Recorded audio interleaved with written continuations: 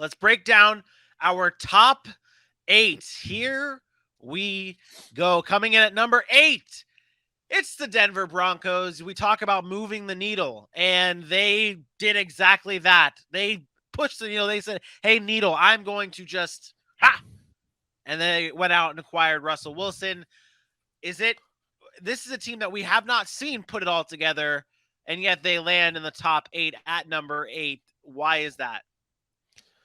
Yeah, it's the roster that they already had built prior to getting Russell Wilson, right? Which is what we talk about. We talk about all these teams that didn't have a franchise quarterback that have surrounded now their talented quarterback with enough pieces. And I think that's what Denver's done with Seattle. I'll let you finish it off because my internet connection is going kind of bad right now.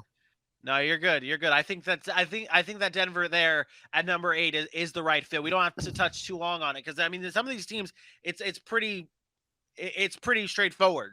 Denver Broncos pushed that needle forward. The team ahead of them pushed it just a little bit more by acquiring one Davante Adams. The Las Vegas Raiders come in at number 7. This is a team that already had it all. I mean, this is a team that they lost a heartbreaker to Cincinnati, and they went out and got their fix, basically. They needed another weapon. They needed someone alongside Hunter Renfrow. They needed a playmaker, and guess what?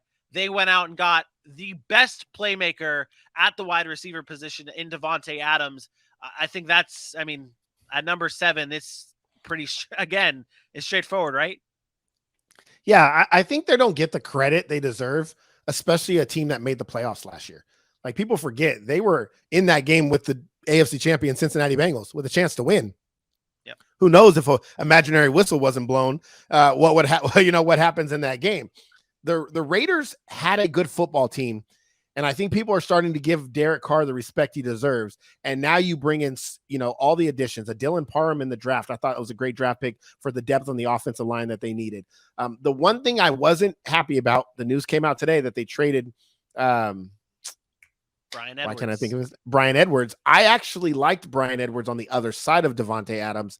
So it'll be interesting how they fill that third kind of running or wide receiver role with the DeMarcus Robinson or Keelan Cole or Matt Collins or somebody like that. But their defense got better in a Chandler Jones. They go and get a Rock Ya-Sin, who's not great, but again, he's been in the league for making plays with the Colts. They have one of the best pass rushes when you talk about having a Jonathan Hankins in the middle and a Max Crosby and Chandler Jones. That's insane. Like, the Chandler Jones addition is still kind of under the radar to me. I don't think people realize how good of an addition that was. The Raiders are going to be a good football team because they have one of the top 12 quarterbacks in the NFL. Yep. Bingo. And then you surround them with good enough talent. At number 6, rolling in, is the Baltimore Ravens after and this might be a head scratcher to some people when they look at this. Obviously, I said that the Chargers were the only team that was in the top 10 that didn't make the playoffs. Well, the Ravens are the other team that's in the top 10 that didn't make the playoffs. And this is a team that, I mean, Aaron, what else what can be said about the Baltimore Ravens at 7? One of the best rosters in football. And people forget because they were so bad last year. And then you go and add perhaps arguably a top 3 draft, getting David Ojabo, Travis Jones, Kyle Hamilton, Tyler Linderbaum. I mean, you're talking about the best players at the positions in the draft. And then I'm going to even go take it a step further. They even got a good punter. Like they even got a punter out of the draft. Like, this is a team that is bringing back a healthy Lamar Jackson. You have a Mark Andrews. You're getting back Gus Edwards and J.K. Dobbins. This team, you're getting back their Marcus Peters. You're getting back their entire secondary. Patrick Queen's there. Jason Oweh is another year with more experience. This is a team that is going to be a problem. Super Bowl contender. They are a Super Bowl 100%. Contender. You did forget and leave off Rashad Bateman from your list of players that the forgot. Hey, and let's not even and Marcus Williams. And they added Marcus Williams. Williams. Yeah. I left off a lot. Yeah. Well, it's funny. You said you were like, you started your list of their draft picks with David Ojabo, and I'm like, oh, that was their first round pick, forgetting that they had 2 players ahead of David Ojabo in Kyle Hamilton and Tyler Linderbaum. It's incredible what Baltimore did. They come in at number 6. Number 5, it's the Green Bay Packers. I mean, this is now getting to a point where it's tough to determine who goes where and why. Green Bay slides in at number 5, losing Devontae Adams, but I guess the needle was moved enough everywhere else, right? You know how I feel about wide receivers, and I like wide receiver. I catch football. You know what I'm saying? They don't move the needle as much as people want them to. They can make a good team great, but they don't take a great football team and make them bad. And I think that's what you're seeing here. Devontae Adams is a hell of a player. Okay, he's a hell of a player. Aaron Rodgers is the reason why Green Bay is Green Bay. That offense will still run with Aaron Rodgers at quarterback. It's the same reason why we still believe in Kansas City. It's the same reason why we've watched other receivers leave and we still see teams do okay. What they've done on defense and what they've done in the draft, it's just their roster is one of the best rosters in football, top to bottom. Name a weak spot on the Green Bay Packers outside of the imaginary wide receiver position if we don't think Christian Watson's going to be good. Who's their tight end? They don't have a weak spot. Who's their tight end? They still got Tunyon. Oh, yeah, that's it. Okay, Tunyon's still there. Mercedes Lewis is still there. Hey, there it is. Let's go, Mercedes. All right, good. I knew that would excite you.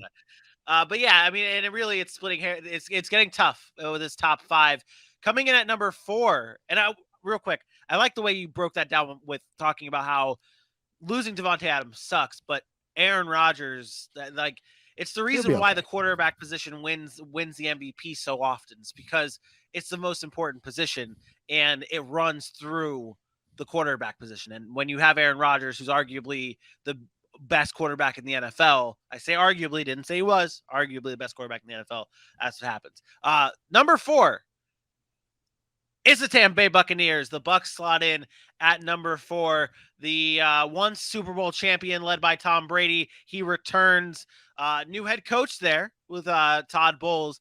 You still have them in that same spot, though. Really, this is where the Bucs kind of fall normally, right? No change with Todd Bowles and Bruce Arians, right? No, they're going to run the same offense. Tom Brady's still the GOAT. Tom Brady, unless he just has a massive fall off, which I don't see happening the way he works unless he gets injured, something like that. They added Russell Gage. They drafted Logan Hall. We talked about Luke Goedeke, adding some depth there. Defensive line needed some help. They still could probably use another pass rusher, but I told you, watch out for Joe Tryon. I don't know how to say his very last name, is Shoyinka or something. But he started to come on last year. They're fine. They bring back most of their players. They got Shaq Mason to kind of fill the void of losing one of their offensive linemen. They'll be there. It's a weak NFC. Yeah. They're fine. There's not much to say about Tampa Bay other than they got Brady. They're a Super Bowl contender. Exactly. And the same thing could be said similarly to the team that slots in at number 3. It's the Kansas City Chiefs. Whoa! I would venture to guess that people disagree with you. Now, I'm not going to disagree with you because of my man crush here. I mean, Hold on. Is that crooked? Yeah. It is a little crooked. Put a level on that shit. Let's be honest. There are people out there that do not think the Kansas City Chiefs are a Super Bowl contender because they lost Tyreek Hill. And Tyrann Mathieu. I think the needle moves more because of Tyreek Hill. Okay. Yeah.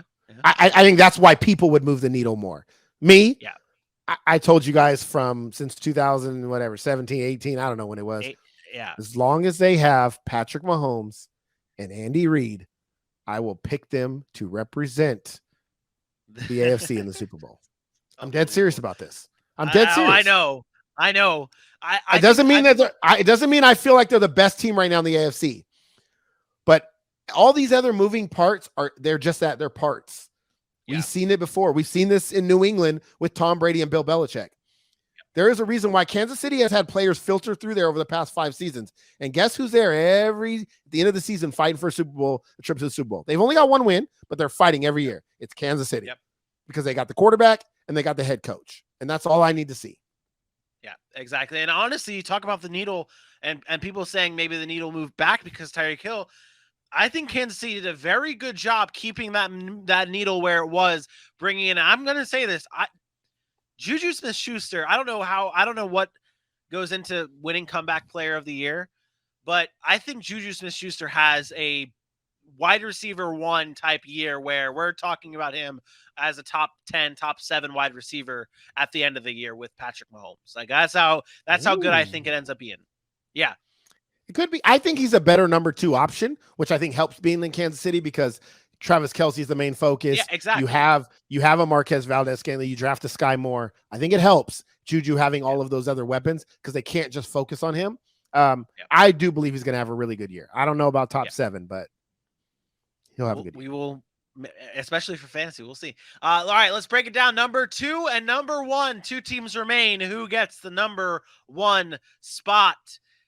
It is the Los Angeles Rams at number 1 and the Buffalo Bills at number 2. Aaron, how hard was this decision to put the Bills and the Rams where they were? More difficult than you think. This is simply a respect move for the Rams for winning the Super Bowl last year.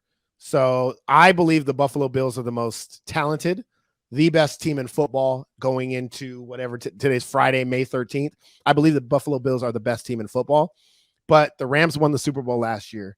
The Rams got Allen Robinson. The Rams still addressed some needs. They lost a few players, but they've addressed some needs. I feel like they deserve to be number 1 because of the respect we need to put on Matt Stafford's name. And Sean McVay too, man, after going to a Super Bowl and having that atrocious Super Bowl that he had against the Patriots, a couple years later, he's right back in it and he gets the win after he gets his quarterback.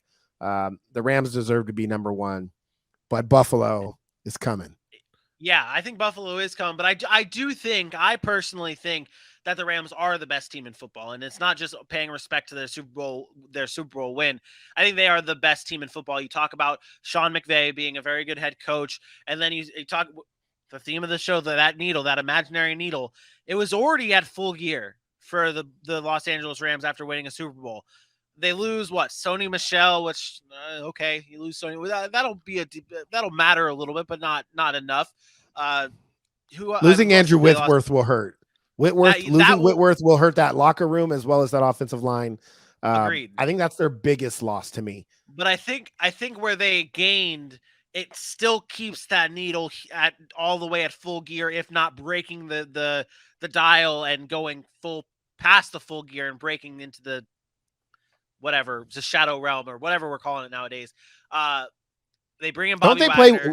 They play week 1, right? Rams Bills week 1. That's the Thursday night. So I'm just going to tell you right now, you are going to see the Rams get destroyed week 1. Destroyed. Buffalo is going to destroy the Rams in week 1. Wow. And it's not indicative of where they finish or anything like that. But if you don't know what I'm talking about, go visit the TikTok page. If you watch the Ozarks, got a little Ozark Josh Allen in there. Visit that TikTok page and just play that one. That's Josh Allen's mentality coming into this year after the way they lost last year in that overtime game.